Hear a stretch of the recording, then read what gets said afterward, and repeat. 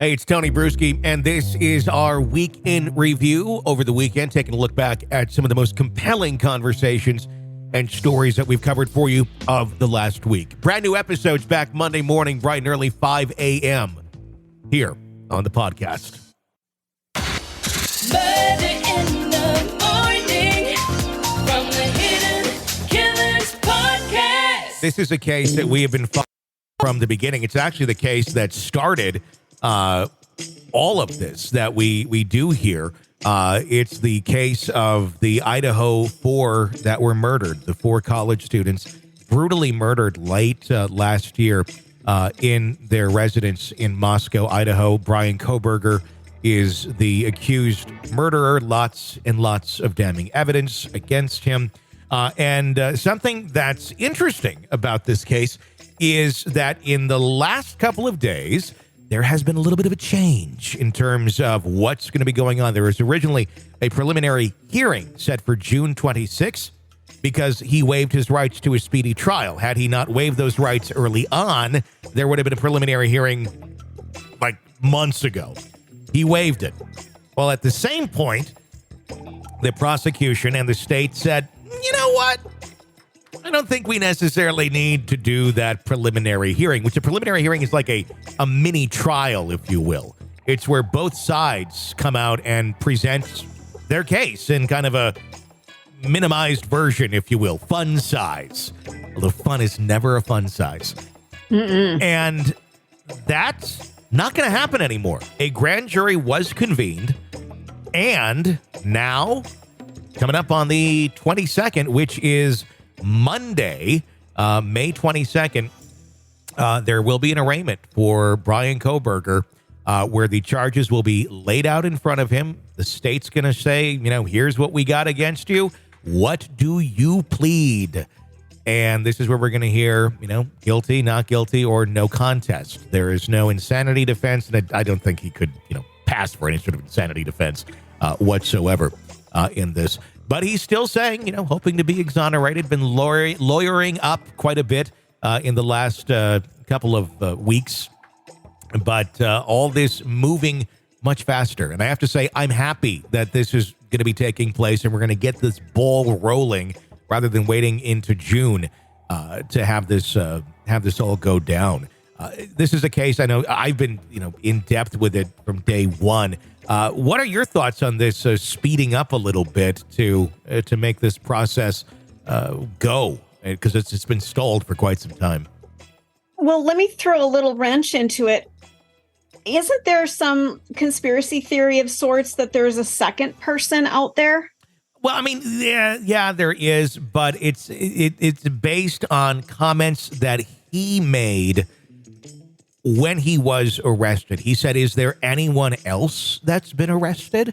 And okay, some people are speculating and wondering, and I don't do a lot of that on the show, but the speculation I think that could be read into that also was like, did they arrest his parents as well? Because did they know something? I don't know. I really don't think his parents knew anything. I think that Kohberger was very much 100% in on this himself and was trying to hide quite a bit. I just don't see them. I don't see them playing the role as what we're assuming the Petito family, or not not Petito's family, but the Laundrie family was playing in terms of, kind of aiding and abetting or hiding a criminal, allegedly. Yeah. I'm just wondering if they are trying to get this to move forward before there's more evidence presented that there was a second person involved in this in some way. So that's kind of me trying to throw a little wrench into it. Do they want to get this moved along so that they can get him convicted and move on to the second one without involving the second one in this trial, if that makes sense? That's an interesting way. I don't know. There has been a lot of people that are close to this case who've made comments about it to media that have said this goes far deeper than any of you really believe or know. And that makes us kind of go, huh? Because there's a lot of twists and turns in this thing.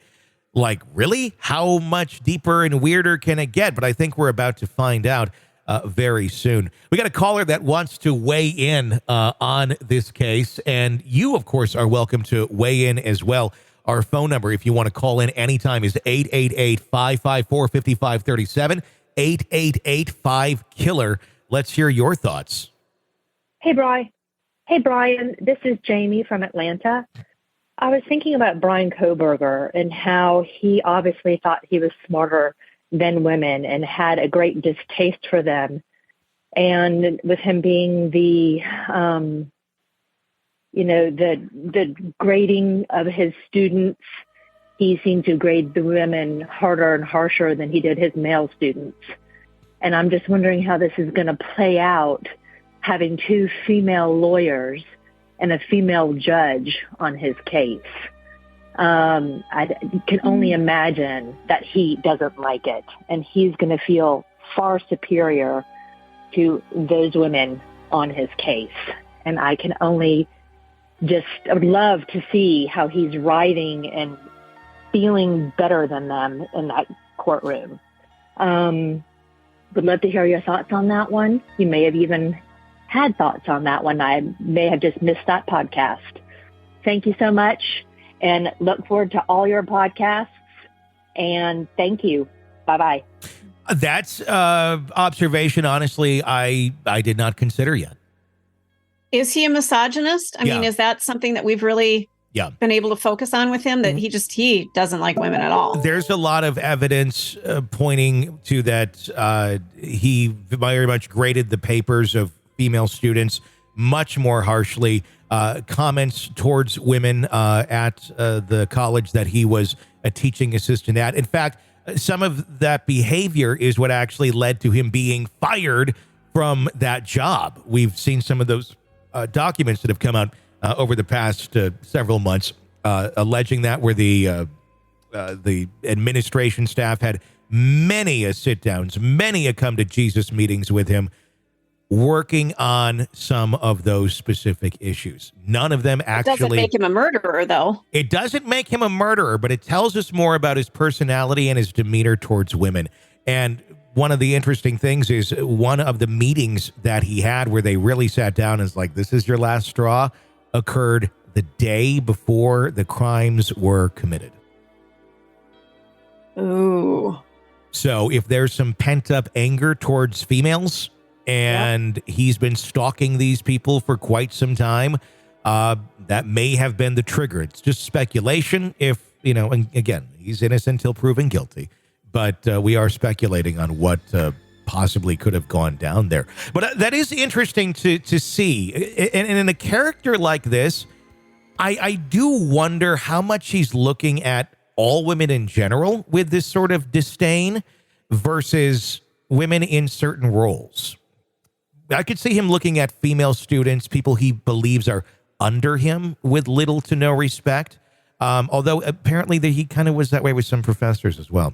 But I would be curious as to how he treats, his defense, because yes, it is made up of women, and he needs them. And so he needs them. To talk down to them and not respect them. It's one thing if you have a personality conflict with one of them, and maybe you need to have a different attorney, somebody that you feel like you can connect with and understands you. But if it's just because of their gender, you've got a problem on your hands. Well, I think there's a problem already on their hands with his initial attorney, Ann Taylor, because she represented the families, the parents of some of the victims in the past, in various cases. Well, and that's a huge conflict of interest. Well, so. On the outside to us talking here, yes, it certainly appears that way. When it comes down to being on paper, is this a conflict of interest? The answer is no. But at the end of the day, should he be found guilty, should Ann Taylor be his lead attorney or any attorney on this case with him involving his representation, it's grounds for appeal. To a certain extent. Now, it's not the strongest grounds for appeal. You'd have to show how those relationships adversely affected the trial and the outcome of the trial. But, we haven't had the trial yet. There could be things that occur. There could be, arguments that are made. There could be statements that are put out there that could then be looked at that have not yet been said as, well, this is kind of showing some preference to former clients or this or that, which could completely derail the whole thing. Granted, there's not many criminal defense attorneys in Idaho that are capital qualified, which they need for this. And she is one of the best, they do say, in the area for doing this. So there's not a lot of options for him, quite honestly, without hiring, I guess, his own defense. So it will be interesting. I think a lot of us would just look at this and go, let's get somebody else in there so that option, we don't even have to contemplate this sort of thing down the road.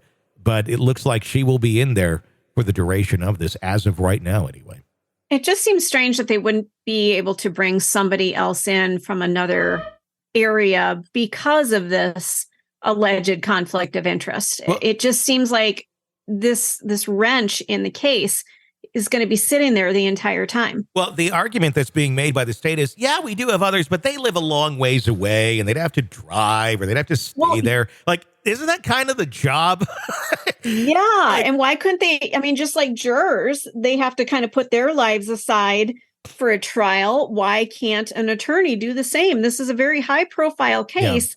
Yeah. And if there isn't someone who can represent him that doesn't have a conflict of interest, the court has an obligation to make sure that he gets a fair and just trial. There is another attorney involved that is qualified to handle capital cases. So he is, at the end of the day, he is being represented by some very qualified individuals. The only issue I think that we look back on, like I said, is that conflict of interest that to the public certainly looks not good. But again, on paper, it does. I've argued this with attorneys left and right for the last several months. And almost all of them say it's not a conflict of interest, but it is understandable how it appears to be that way. And just that appearance can at times, could possibly on appeals, make a difference. As much as people like to say, no, it can't. We're talking about humans making decisions here. Indeed, it possibly could. But it will be very interesting to see what happens here on the 22nd. We will have complete coverage for you. If there is courtroom audio, which as of our recording, they're saying there is, that could be redacted, seeing as there has been a lot of attention on this case and the gag orders that have been in place. I'm curious as to where those are going to be standing as of Monday, but we'll find out. We'll have all the coverage for you right here. So be sure to press subscribe so you don't miss any of it here on the podcast. Murder in the morning. And if you want to weigh in on any of the cases, we would love to hear from you. Phone number 888-5-KILLER. 888-5-KILLER. From the Hit Killers Podcast.